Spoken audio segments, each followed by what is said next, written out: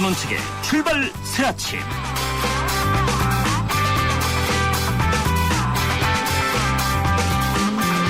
이제 방송국으로 오는 새벽길이 제법 훤합니다. 겨울은 갔고 봄은 왔습니다. 그런데 꽃샘추위가 불어오는군요. 시간은 멈추지 않는다는 불변의 진실은 어느 누구도 바꿀 수 없습니다. 여러분 안녕하십니까. 출발 사심의 진우식 변호사입니다. 사람들은 왜 정치에 미칠까요? 가끔 기자들이 제게 묻습니다. 왜 현실 정치를 하지 않습니까? 저는 미치기 싫다고 대답합니다. 그렇습니다. 일신의 평화를 깨고 정치에 나아가는 건 자신의 세상을 바꾸고 싶기 때문일 겁니다. 요즘 우리 정치인들을 보면 이 나라가 멀지 않아 장밋빛 꿈처럼 황홀한 나라, 흔히 하는 말대로 성장하는 복지국가가 될 것만 같아 기분이 좋아지곤 합니다. 그러나 현실은 그렇지 못하죠. 다들 미쳐있는 우리 정치인들 제발 부탁드리건대 일신의 영달이 아니라 이 나라와 다음 세대를 위해서 정치에 미쳐주었으면 합니다. 3월 7일 금요일 순서입니다. 지금 집권 여당인 새누리당은 지방선거보다 다음 당권을 누가 쥐느냐에 온통 관심이 쏠려 있습니다. 사실 다음 당권은 여당의 힘이 온통 쏠려 있는 핵심 중의 핵심입니다. 그래서 지금 새누리당은 물밑으로 전투가 벌어지고 있습니다. 잠시 뒤 일부에서 이번 전당대회에서 당권 도전에 나선 이인재 의원을 인터뷰합니다. 국방계획안이 발표됐습니다. 과거 계획안과 크게 다를 바 없습니다만 문제는 과거 계획안이 우리 안보에 도움이 되는 방안인가 하는 겁니다. 2부에서 전문가 의견을 듣겠습니다. 전식이 출발 새아침이 몇 차례 짚은 것인데요. 우리 복지 사각지대 정말 많습니다. 최근 동반 자살 사건들로 인해서 세상 관심을 불러왔지만 정말 우리 사회 어두운 곳이 널려 있습니다. 3부에서 노인복지 문제 짚어보겠습니다. 매주 금요일은 인물 포커스를 준비합니다. 오늘은 호사카 유지 교수를 초청했습니다. 전식이 출발 새아침 출발합니다.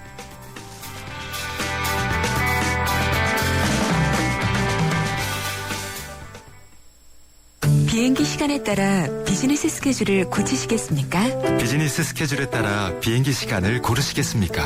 한국의 스케줄과 인도네시아의 비즈니스. 둘 다 놓칠 수 없는 당신에게 맞춰 편리하게. 대한항공 자카르타 주 10회 운항 4월 2일부터. Excellence in Flight, Korean Air. 뉴스의 흐름을 짚어드립니다. 뉴스의 가치를 열어드립니다. 출발 새아침 뉴스 브리핑. 예, 뉴스 브리핑 시사평론가 이중훈 박사와 함께합니다. 어서 오십시오. 네, 안녕하십니까. 예, 오늘 조간 헤드라인 어떤 것들이 있습니까? 네, 민생 법안은 팽개치고 민생 새정치 구호만. 요즘 이 지방선거 관련 정치권 상황 전하는 기사 있습니다. 또 유서의 박 대통령 국정원 기억해달라. 이 서울시 공무원 간첩 의혹 사건 공문서 위조건 그것에 관련된 조선족 자살 시도 관련 내용이 있습니다. 또 친일 위판 서중석 교수 연세대 용재 석좌 교수 시상 하루 전 선정 취소 이 기사도 있고요. 아베가 오염수 차단했다는 그곳 방사능 측정기 불난 듯 삐삐. 네, 일본 그 원전 관련 내용도 있습니다. 또 크림 자치공화국 의회가 이제 러시아와 합병을 결의했다. 이런 또 국제 기사도 헤드라인으로 뽑은 것도 있네요. 예. 이 각각이 네요, 오늘은. 완전히 다릅니다. 예, 네. 그리고 또 재미있는 제목들이 많이 있군요. 진보 보수로 확인이 구분되기도 하고요. 예, 이번에 KTX 개인정보 대량 유출 사고 또 발생했는데 네. 올해 이게 개인정보 유출 사고 이 뉴스들 이제는 정말 질릴 정도입니다. 안 네. 틀린 곳이 없는 것 같아요. 그렇습니다. 그래서 예. 오히려 좀 둔감해지는 게 좀 걱정일 정도인데요.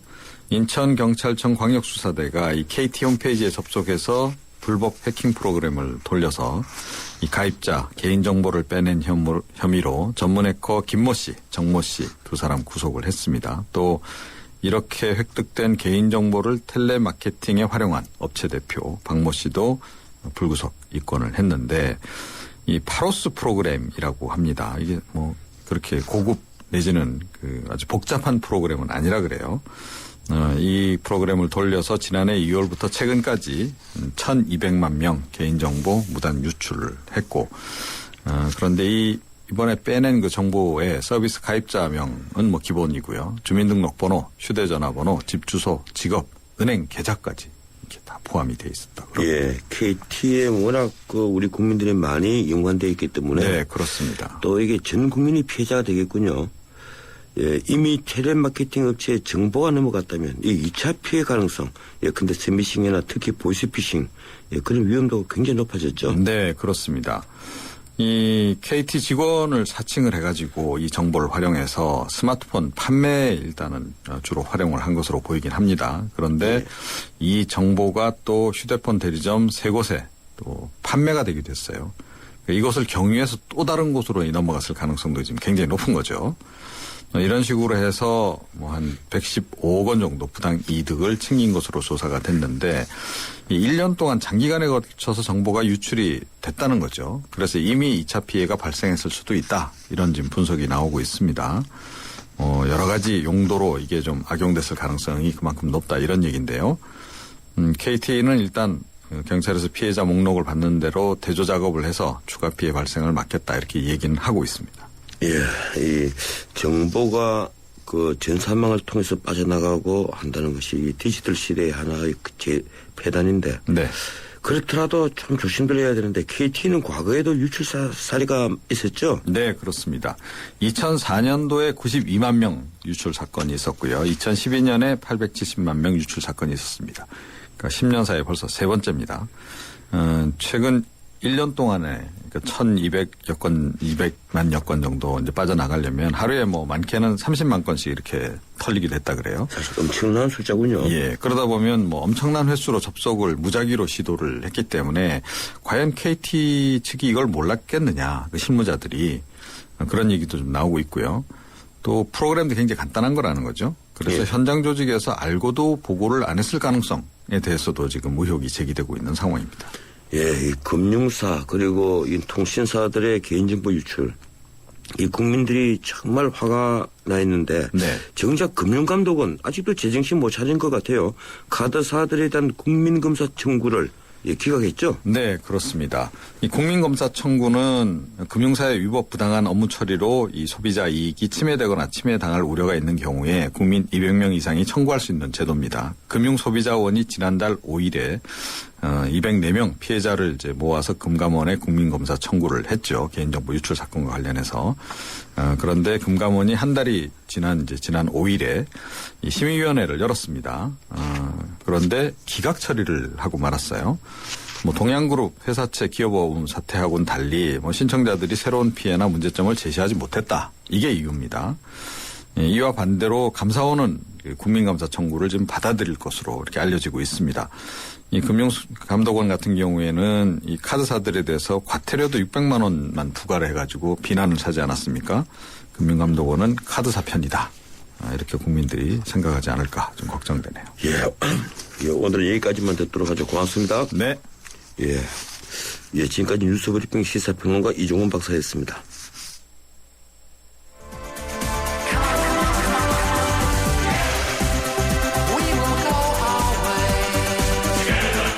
안녕하세요. 꼴꼴꼴이에요. 신문선입니다.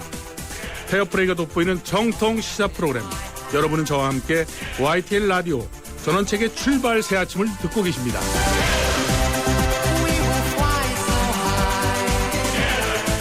새누리당 차기 당권을 결정하는 전당대회가 7월 14일로 확정되면서 차기 당권의 뜻을 가진 중진들의 움직임이 빨라지고 있습니다. 친박 좌장 서청원 의원, 그리고 대신 1등 공신이자 돌아온 친박으로 불리는 김무성 의원, 그리고 비박 중진으로 한때 대통령 후보를 지내셨던 이인재 의원이 현재로서는 유력한 당권 주자들입니다. 이미 김무성 의원은 출마의 뜻을 밝혔고 이틀 전 5일에는 이인재 의원이 출마를 선언했습니다. 사실 새누리당으로서는 지방선거 승리도 중요하지만 차기 당권의 향방이 더욱 중요한 관심사가 되고 있습니다. 오늘은 이틀 전에 당대표 출마를 선언한 이인재 의원을 만나보겠습니다. 전화 연결되어 있습니다. 안녕하세요, 이 의원님. 예, 안녕하세요. 예, 오랜만입니다. 이틀 전에 세종문화회관에서 기자회견을 열어서 당대표 출마를 선언했습니다. 이 당권 잡으면 제일 먼저 무엇부터 바꾸고 싶으십니까? 제가 이제 공식으로 선언한 건 아니고요. 예. 제가 이제 당의 변화를 위해서 작은 불씨가 돼보고 싶다, 이런 제 뜻을 말씀을 드렸습니다. 우리 당은 이제 박근혜 대통령 1년 차 지나고 이제 2년, 3년, 4년 본격적인 이제 개혁이라든지 대북정책 추진 이런 거 해야 되는데 그 강력한 동력이 돼야 됩니다. 그래서 더 능동적이고 더 역동적이고 또 문제를 해결할 수 있는 그런 정당으로 탈바꿈을 해야 되고요. 그래서 우선 당의 정책 역량을 다시 결집을 시키고 또 이 국회에서 빠르게 국가 경영에 필요한 여러 가지 법률이라든지 또 사업 이런 것을 빨리 결정해낼 수 있는 이런 그런 역동적인 당으로 빨리 탈바꿈을 해야 된다고 생각합니다. 예. 그날 출판기념회 하면서 예. 말씀하신 건데 그걸 예. 언론에서는 기자회견을 열어서 출마를 선언했다고 표현을 했더라고요. 예, 저의 강력한 뜻을 의지를 좀 말씀을 드렸습니다. 당이 변화해야 된다고 예. 하는 의지를요. 예.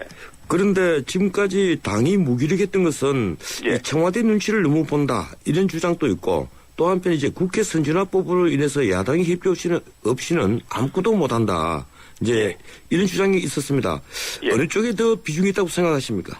기본적으로는 이제 민주화 이후에 우리 정당들이 우리 국민들의 다양한 정치적인 욕구라든지 또 세계가 아주 급격하게 변화를 하고 있는데 여기에 대응할 만한 능력 있는 정당으로 진화하지 못했습니다. 여당이든 야당이든요. 예. 그래가지고 굉장히 우리 정당이 후진성을 면하지 못하고 있는 게 근본적인 문제입니다. 그러다 보니까 여당도 이제 수동적이 돼가지고 대통령과 정부가 하는 일을 말하자면 뒤치다거리 하는 이런 수준을 벗어나지 못하고 있었어요. 역대 정권마다 전부 다. 그래 이제 이거를 끊어내야 됩니다. 이제 정치는 대통령과 여당이 주도를 해야 되는데 그렇게 못했고요. 더군다나 이제 국회 선진화법 때문에 국회에서 필요한 결정들도 지금 못하고 있지 않습니까? 예. 뭐 이번에 이제 가장 가까이 있는 기초노령연금 예산은 다 통과시켜놓고 지금 법을 지금 통과를 못 시켜가지고 7월부터 드려야 되는데 연금을요. 그것도 지금 못하게 되는 이런 아주 어려운 딱한 상황이 발생하고 있거든요. 그리고 국회 선진화법은 이건 물론 여야가 신사적으로 운영을 잘한다면 문제가 없겠지만은 정치라는 게 항상 그렇게 되는 건 아니지 않습니까? 예. 최악의 경우에 항상 다수결 원리가 작동이 돼야 되는데 그걸 지금 원천적으로 못하게 해놨어요. 그래서 예. 큰 문제입니다, 이것이. 예, 국회법 다시 한번 개정해야 된다는 생각이십니까? 개정해야 되는데 개정하려면 또 그것도 예. 선진화법 때문에 또 걸려 있습니다. 예, 그렇군요. 예. 예, 출마 뜻을 밝힌 그 기자 간담회라고 하겠습니다. 이 기자 예. 간담회에서 박근혜 정부 성공을 위해서 당내 복잡한 이해관계를 초월해 강력한 정치 지도력을 갖추고 대통령을 뒷받침해서 성공시켜야 한다. 예. 이렇게 말씀을 하셨는데 사실 이 그동안에 그 새누리당 국회의원들 인터뷰를 해보면 예. 친박 비박이 어디 있느냐 우리는 그런 게 없다 이런 얘기를 특히 친박 쪽에서 많이 합니다. 예, 어떻게 예. 생각하십니까? 그렇습니다. 이게 친박 비박은 진정한 의미의 계파가 아닙니다. 이것은. 예. 이건 감정적인 문제이고 또 과거의 어떤 피해의식 이런 게 작용하고 있는 거거든요. 예. 과거에 이제 대통령 경선하고 할 때 서로 양진영으로 나뉘어서 있었을 테니까 그런 다 지나간 이야기인데요. 그것이 이제 지금 감성적으로 작동을 하고 있는 게 문제죠.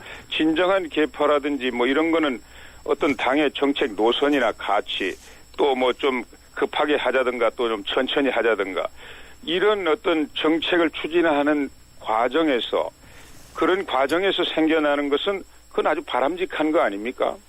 예, 그렇죠. 그런 역동성이 있어야만 당이 살아있는 것인데 그런 게 아니고 과거 지향의 그런 감성적인 갈등들이 남아있기 때문에 이것이 이제 문제라고 생각하고 이것을 깨끗이 흘려보낼 수 있어야 된다고 생각합니다. 예. 예. 그 당대표 선거를 할 때 예. 지금은 이제 출마하시는 분 중에 최고 득표자가 당대표가 되고 예. 그다음에 순차적으로 이제 최고위원이 되는데요. 예. 그거에 잘못되었다. 당대표 출마를 하고 따로 선거를 하고 최고위원 선거를 예. 또 따로 해야 된다. 이걸 주장을 하셨더라고요. 예. 예. 집단 지도 체제 폐단이 많다고 생각을 하십니까? 이건 이제 말하자면 집단성 지도 체제입니다. 이제 합의제 형식으로 이렇게 뭉뚱그려 가지고 뽑아 가지고 거기서 이제 최고 득표자가 다른 최고위원들하고 거의 합의하지 않으면 의사결정 못 하지 않습니까? 예. 굉장히 시간이 많이 걸리는 거예요. 그러나 이제 그렇게 되면은 지금은 자고 나면 다른 새로운 문제, 자고 나면 새로운 문제 때문에 국민들이 고통받고 또 국가 경영도 큰 변화, 이 물결을 잘 헤쳐나가야만 되는데 빠른 의사결정을 못한다면 이거 중대한 문제죠.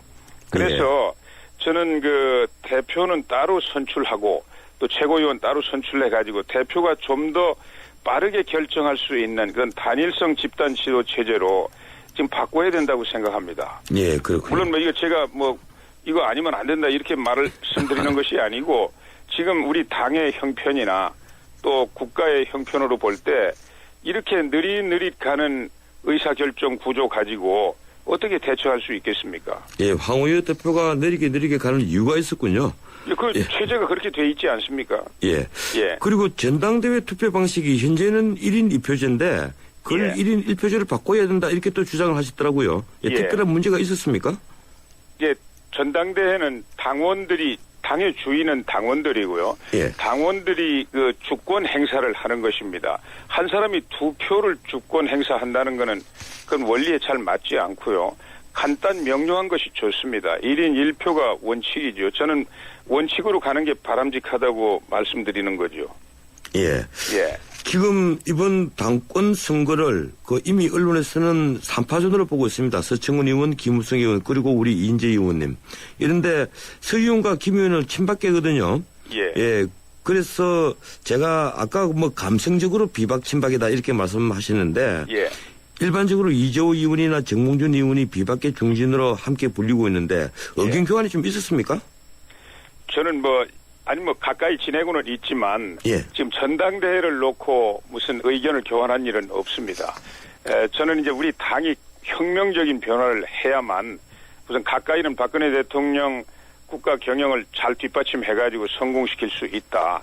뭐 이런 취지에서 지금 말씀을 드린 것이고 전당대회는 이제 지방선거 후에 본격적으로 많은 분들과 상의를 하고 제가 이제 구체적인 비전을 제시하고 이렇게 할 생각입니다.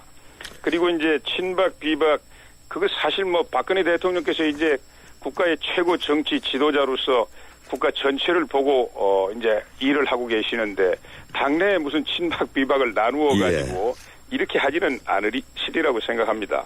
예, 그래도 서청원 의원은 그동안에 박근혜 대통령과 가장 가깝다. 예. 그래서 친박 핵심이다. 이런 얘기가 있고 또 올드보이 귀환으로 불리기도 했는데 어떤 의견이십니까? 이게 박심이 작용한다는 얘기가 많습니다. 서청원 의원을 두고요. 뭐 저는 뭐 그렇게 생각하지 않습니다. 지금 이제 대통령께서도 당이 어떻게 하면 정치적인 그 역할을 잘 감당을 해가지고 이 문제를 풀어낼 수 있겠는가. 그러기 위해서는 당이 어떻게 변화해야 되겠는가. 여기에 많은 관심을 가지고 계실 분이지 특정한 사람을 놓고 누가 돼야 된다든지 이런 생각은 하시겠습니까? 뭐 우리 전원책 앵커께서도 대통령이시라면 그렇게 하시겠어요? 예. 그 돌아온 친박. 예, 예. 또 한때는 탈박으로 불렸던 김우성 의원이 이 박심을 넣기 위해서인지 최근에 다른 강연에서 5.16을 두고 혁명이라고 해서 이 예. 박심을 겨냥했다. 예. 이제 이런 언론 평가가 나왔습니다. 예. 예, 제가 좀 민감한 질문 하나 드리겠습니다. 이 의원님께서는 5.16을 쿠데타로 부르시겠습니까? 혁명이라고 부르시겠습니까? 뭐 간단히 말씀을 드리죠. 예. 5.16은 이제 시작은 쿠데타 아닙니까? 예. 그러나 5.16을 일으킨 이제 주도 세력들이 산업화를 통해서 예. 우리 사회를 통째로 바꾸어 놓았어요. 예. 농업 위주의 사회에서 이제 산업 위주의 사회로 예. 또 농촌 위주의 사회에서 도시 위주의 사회로 또 가치관도 바뀌었고요. 그런 이제 사회 구성의 다양성과 또 국민들이 모두 다 아주 다양한 가치를 추구하며 사는 사회로 만들지 않았습니까? 예. 그것이 또 민주주의의 토양이 됐고요. 그래서 결과는 혁명이다. 저는 그렇게 생각합니다. 예. 5.16 자체는 쿠데타이지만 시작은 쿠데타였지만 결과는 혁명, 예. 우리 사회를 근본적으로 바꾸어 놓은 혁명이다. 이렇게 뭐 제가 역사학자는 아닙니다만 예, 그렇군요. 그렇게 평가하고 싶습니다. 예, 쉽게 말해서 박정희 시대 18년은 국가의 예. 패러다임을 바꾼 혁명이지만 5.16 자체는 쿠데타다. 시작은 뭐 명백히 쿠데타죠. 예, 그렇군요. 예, 다시 하나 더 민감한 질문 드리겠습니다. 예. 이 새누리당은 과거 한나라당 때 보수 정당이라고 불렸는데요. 예. 예, 지난번에 비대위 시절에 당의 보수를 빼고 색깔도 바꾸고 당명도 바꾸고 많이 바뀌었습니다. 예. 그 결과 이제 스펙트럼이 전체적으로 왼쪽으로 옮겨와서 좌클릭했다는 평가가 많았는데요. 예, 어떻습니까? 이 민주당과의 차이를 거의 모를 정도였습니다. 이 국회에서 특히 여야 당 대표 연설을 비교를 제가 해보면 예. 위 이름만 지우면 어느 당에서 어느 연설을 했는지 모를 정도예요. 예. 당의 정체성에 대해서 어떤 의견이십니까? 예, 이제 뭐 주로 사회 경제 정책을 놓고 당의 정체성을 이야기한다면 전통적인 좌파 우파 예. 이거는 이제 지금 유럽에서도 많이 변화됐습니다. 전통적인 좌파로서는 쇠퇴해버렸고요. 그리고 이제 뭐 보수는 더 스펙트럼을 넓혀서 이제 소수 계층, 어려운 계층 이런 데를 포용하는 이런 따뜻한 우파로 이렇게 바뀌면서 사회 경제 정책이 과거에 이제 좌파 영역으로 많이 이렇게 진출을 하고 있는데요.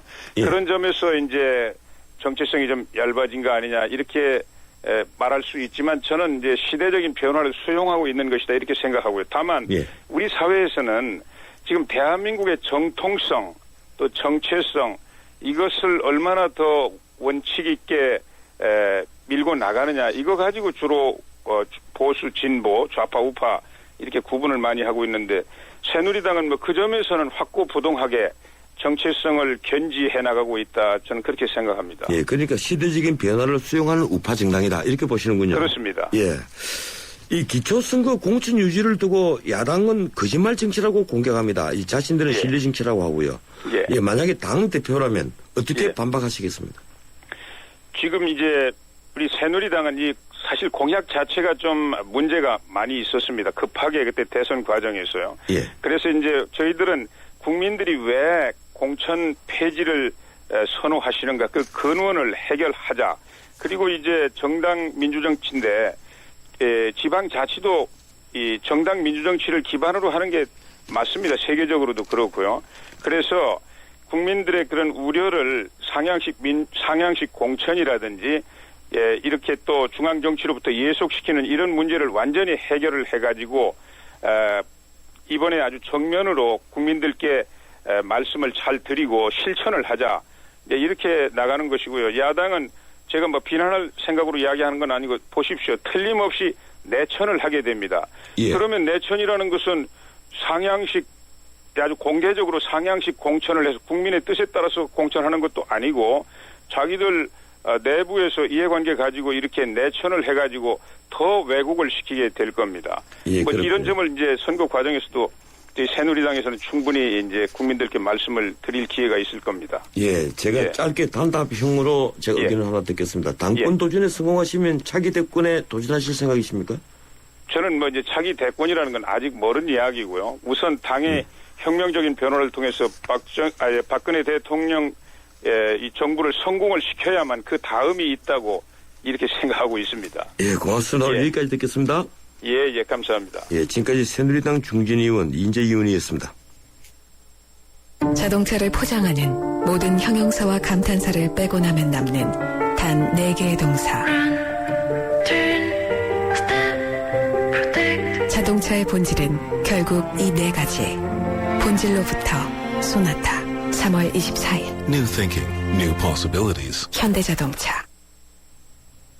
예, 저는 책의 출발 사침 1부였습니다. 잠시 뒤 2부 이어가겠습니다.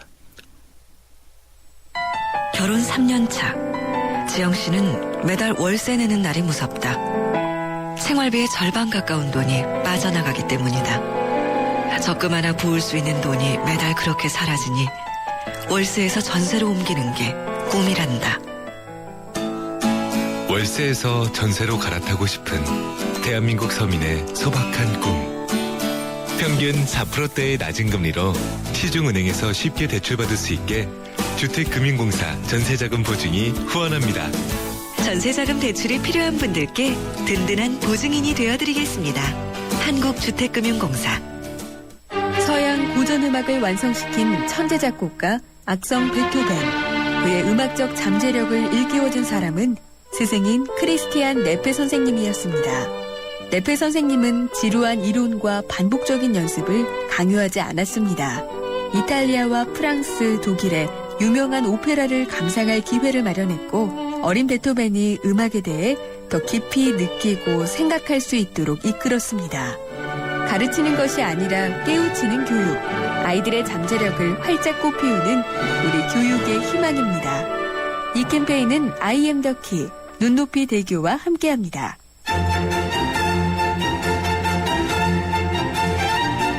출근길 정통 시사 라디오 프로그램 YTN 라디오 전원책의 출발 새 아침. 예, 전원책의 출발 새 아침 2부 시작합니다. 지금 시간은 7시 36분 20초 되고 있습니다. 출근길 도로 정보 알아보겠습니다. 김진근 캐스터. 네, 출발 새 아침 교통정보입니다. 경인고속도로 인천 쪽으로 계속해서 사고 여파를 받는데요. 전 시간 서인천 부근 13차로에서 화물차 추돌 사고가 있었는데 지금은 4차로로 옮겨져서 처리 작업을 하고 있습니다. 이 때문에 뒤쪽으로 5km 구간에서 꽉 막힌 정체라는 점 참고하시기 바라고요. 서울 쪽으로는 신월 부근에서만 2km 구간 밀립니다. 서울 시내 올림픽대로에도 사고가 발생했습니다. 공항 쪽으로 가는 길 한강대교 진안 지점 추돌 사고 때문에 이 부근 일대로 차량 밀리고 있고요. 반대편 하남 쪽으로는 방화대교부터 성산대교, 여의교부터 한강대교, 다시 반포대교부터 동호대교까지 구간 밀립니다. 강변북로 구리 쪽으로는 가양대교부터 동작대교까지 쭉 정체고요. 일산 쪽으로는 청담대교 부근 그리고 한남대교에서 이촌동 사이로 정체 서행입니다. 출발 새 아침 교통정보였습니다. 해나루 하나면 돼 식탁 가득 행복해 좋아 해나루 잘 지내 나루 쌀에 감자 사과도 있어 당진 해나루 우리 집 건강 지킴이 행복 지킴이 당진 해나루 당신을 위한 참 좋은 먹거리 당진 해나루. 사장님, 공장 이전은 항공 해상물류 이용해 주신 김포 학운 제2산업단지 말인가? 예, 김포 한강로에 이어 제2 외곽 선안도로까지 완공되면 물류 네트워크의 허브가 될 산업단지입니다. 입체적 교통의 중심지 김포 학운 제2산업단지 문의 031-998-9488 3월 준공 즉시 입주 가능 김포도시공사. 침대는 과학이다. 침대과학 50년이 이룬 세계 최고 기술력. 배우던 나라에서 가르치는 나라로 우리 침대에서 자기 할 것이다. 전 세계인을. 에이스 침대.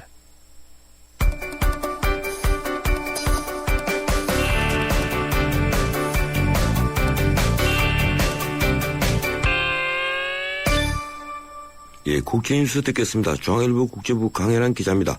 안녕하세요, 강 기자님. 안녕하세요. 예, 이 소강 국민을 보이던 우크라이나 사태가 다시 악화되고 있군요. 이 크림 자치공화국 의회가 아예 공화국 자체를 러시아에 합병하기로 기대했다고 하죠.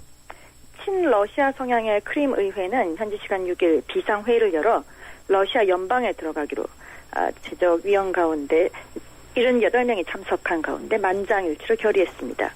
또 러시아 지도부에 크림 합병 절차에 착수해 줄 것을 요청하는 결의도 함께 채택했습니다. 의회는 16일 주민투표에서 크림이 러시아 연방에 들어가는데 찬성하는가 이렇게 찬반을 묻기로 했는데요. 크림반도 주민의 60% 이상이 러시아계라는 점에서 투표가 실행된다면 찬성될 확률이 높습니다.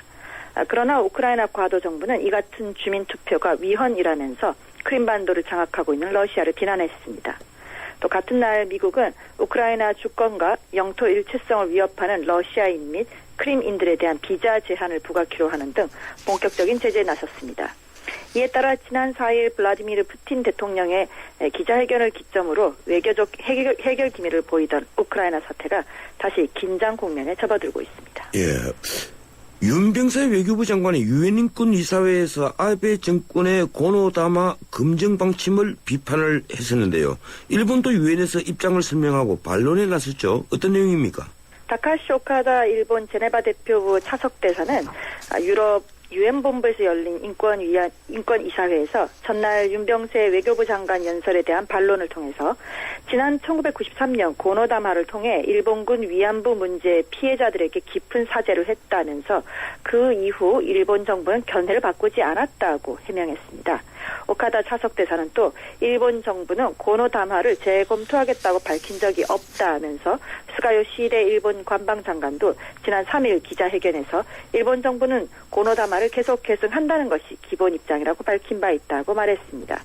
이는 윤 장관이 유엔 인권이사회에서 일본이 일본군 위안부 문제를 부인하는 것은 국제사회에 대한 도전이며 반인륜적 처사라고 강력히 비난하자 정면 반박보다는 한 발 후퇴한 모습입니다. 그러나 보상 문제에 대해서는 오카다 차석대사가 샌프란시스코 평화조약과 양자간 조약, 협약 등을 통해서 법적으로 해결됐다면서 한국은 지난 1965년 한일협정을 통해 완전히 그리고 마지막으로 해결됐다고 주장했습니다. 앞서 스가 일본 관방장관은 윤 장관이 국제무대에서 일본군 위안부 문제를 직접 제기하고 비판한 것에 대해서 지극히 유감이라고 밝힌 바 있습니다. 예, 최근 북한이 2차례 탄도미사일을 발사했는데요. 한국과 미국이 유엔 안보리의 대응을 촉구했다고 하죠?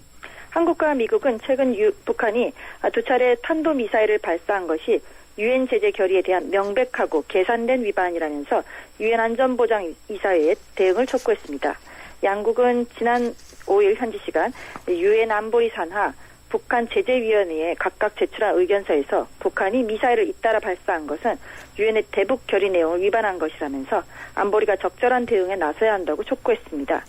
2006년 북한의 1차 핵실험 이후 유엔은 핵무기를 발사할 수 있는 탄도미사일 기술을 활용해 어떤 발사체도 발사할 수 없다는 대북 결의를 채택한 바 있습니다. 한국과 미국 외에 다른 안보리 이사국들도 북한이 이번에 미사일을 발사한 것이 유엔 제재 결의를 위반하는지 여부를 놓고 검토해야 된다는 의견을 안보리에 제출했다고 알려져 있습니다. 예, 고맙습니다. 여기까지 듣겠습니다. 감사합니다. 예, 지금까지 중앙일보 강혜란 기자였습니다. 뉴스를 창조하는 시사 프로그램, 뉴스를 풀어내는 시사 프로그램, 전원책의 출발 새 아침.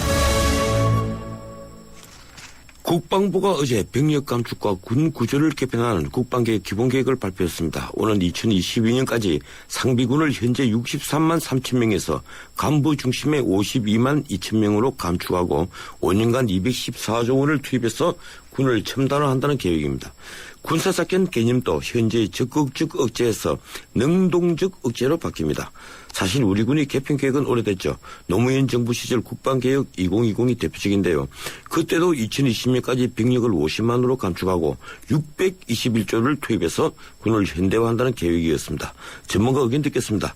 자주국방네트워크 신인균 대표 전화 연결되어 있습니다. 안녕하세요, 신 대표님. 네, 안녕하세요. 예, 어제 국방계획안, 예, 과거의 그 계획안, 그리고 이명박 시절의 또 계획안, 거의 그 대동소이해 보이는데 어떻게 평가하십니까? 네, 저는 한마디로 안타깝다 이렇게 생각을 합니다. 계획안이 정말 우리 안보에 도움이 되고 정말 강한 국방력으로 거듭나야 되는데 지금 박근혜 정부 들어오자마자 북한이 핵실험을 하면서 작년에는 정말 60년 이후에 초유의 전쟁 위협까지 시달린 한 해임에도 불구하고 이 정도 계획안이 나왔다는 것은 우리 안보에 아직은 우리 사회가 안보에 좀 더 신경을 많이 써야 되겠다라는 그런 생각을 해봅니다. 예, 이 과거의 국방계획안과 조금 다른 게 이 병력 감축 속도가 조금 늦춰진 것, 예, 그것뿐인 것 같아요. 현재 63만 3천 명에서 이 향후 5년간 4만 명 줄이고 2019년부터 22년까지 7만 명을 더 줄인다. 이렇게 되어 있는데 어떻게 평가하십니까? 네, 저는 이 병력 감축을 중단시켜야 된다고 생각합니다. 예. 왜냐하면 병력을 감축을 하려고 하면은 그것보다 몇 배 이상의 예산을 투자해서 장비를 첨단화해야 됩니다. 그게 과거 노무현 정부 때 추진했던 국방개혁 2020의 핵심이죠. 예. 그런데 그런 것들이 점점 시대적 상황에 따라서 변해오면서 첨단 전력의 투자는 소홀해지고 어려워지고 병력은 그대로 감축을 하는 물론 지금 속도는 늦추고 있습니다만은 지금 조삼모사죠. 2018년 이후에 좀 급속도로 속도를 진행하고 그전에는 좀 천천히 간다라는 것인데 이게 출산율 저하로 인해서 자연적으로 줄어드는 어떤 그 감축 병력이 있습니다. 예. 그리고 인위적으로 줄이는 또 감축 병력이 있습니다. 이 다 합해서 한 11만 명을 줄이겠다고 하는 것인데 지금 이제 예산 7.2%를 매년 늘려서 그 병력 감축을 첨단 전력으로 상쇄하겠다라고 하는데 이 방송을 듣는 청취자 여러분 그리고 또 전원책 변호사님 아마 대한민국 국민 모두가 국방 예산을 매년 7.2% 늘릴 수 없다는 걸 다 알고 있을 겁니다. 그렇죠. 왜냐하면 작년 같은 그런 그 핵개발 그리고 전쟁 위협 속에서도 4.8%만 증액했던 이 시대적 상황에 아무 일 없을 때 7.2%를 증액한다? 요즘 같은 이 보편적 복지 시대에 저는 있을 수 없다고 생각합니다. 그러면은 병력이라도 감축을 중단해야 되는데 자연적인 병력 감축은 어쩔 수 없습니다. 그러나 복무 기간을 지금 21개월에서 18개월로 줄여서 인위적으로 병력 감축하는 것마저도 진행을 하겠다. 이건 말이 안 되죠. 예. 병력 감축을 한 달 복무 기간을 줄이면 2만 명의 병력 자원이 날아갑니다. 즉 복무기간 3개월을 줄이면 6개 사단이 없어지게 되는 것입니다. 예. 이렇기 때문에 이런 부분을 다시 한번 생각해야 됩니다. 예, 그렇지 않아도 저희들이 복무기간을 21개월에서 24개월로 오히려 늘려야 되는 것 아니냐 이런 주장을 하는데 지금 장정수가 줄고 복무기간을 줄이고 해서 이제 병력을 계속 줄이겠다. 그것도 이제 특별한 장비 보강 없이 지금 53만으로 줄이겠다고 되어 있죠. 네. 예, 그런데 따지고 보면 육군을 11만 명 줄인 것 같아요. 예, 52만 2천 명으로 줄이네요.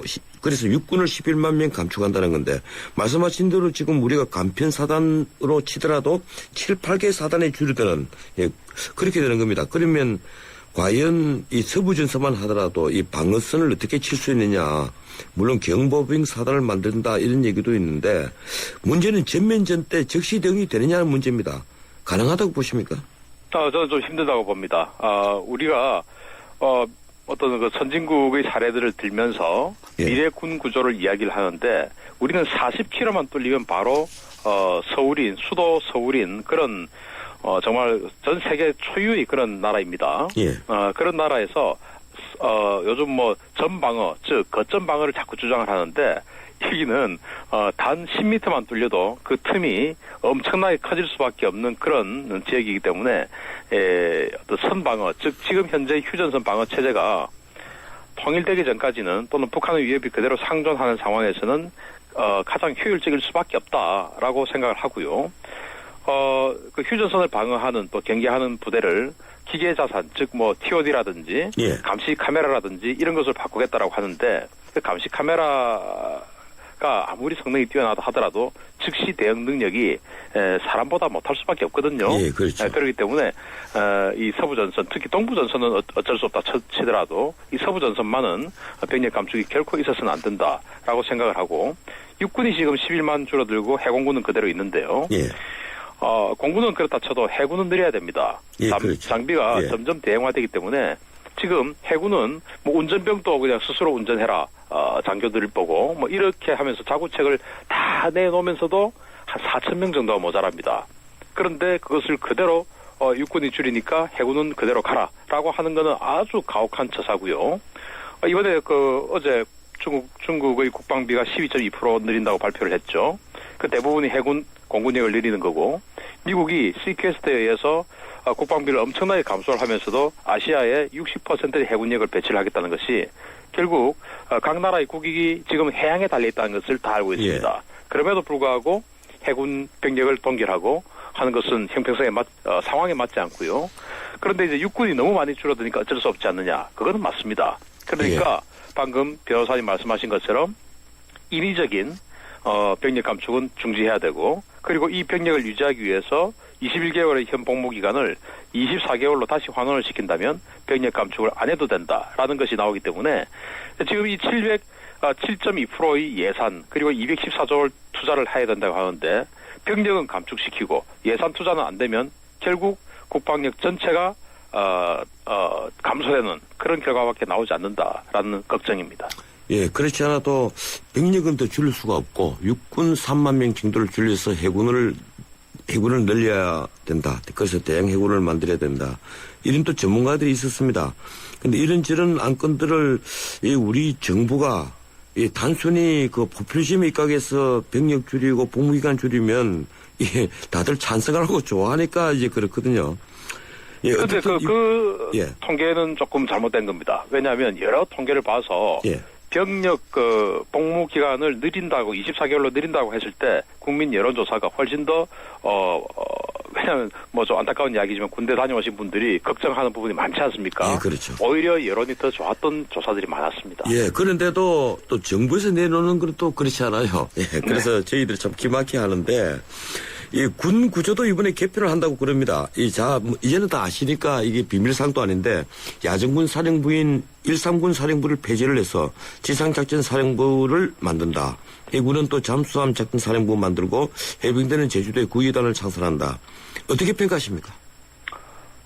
야전군 사령부를 두 개에서 하나로 통합하는 것은 뭐 적절하다고 생각을 합니다. 예. 우리 같이 중심이 좁은 이런 나라에서 병력을 많이 보유를 하고 있다 하더라도 굳이 강원도 따로 경기도 따로 나누어서 야전군이 지휘를 하는 것은 사실은 좀 지휘 체계가 혼선이 있을 수가 있거든요. 예. 그 1군과 3군을 합해서 지상작전 사령부를 만들어서 하나의 지휘부로 전쟁을 하겠다라는 것인데 문제는 군단을 중심으로 해서 전투를 하겠다라고 했지 않습니까? 예. 그러면은 군단에 정말 대단한 어떤 그 군단장에 대단한 지휘권을 줘야 되는데 지금 현재 군 구조 비슷하게 가면서 군단 중심으로 하겠다. 이건 말이 안 맞죠. 예. 무슨 말인가 하면은 군단 중심의 전투를 하려고 하면은 사단을 해체하고 여단 중심의 군 구조로 가야 되는데 여단 중심은 이를테면 하나의 연대, 전투 연대에 포병, 뭐 정보, 정찰, 예. 뭐 이런 뭐 공병 이런 모든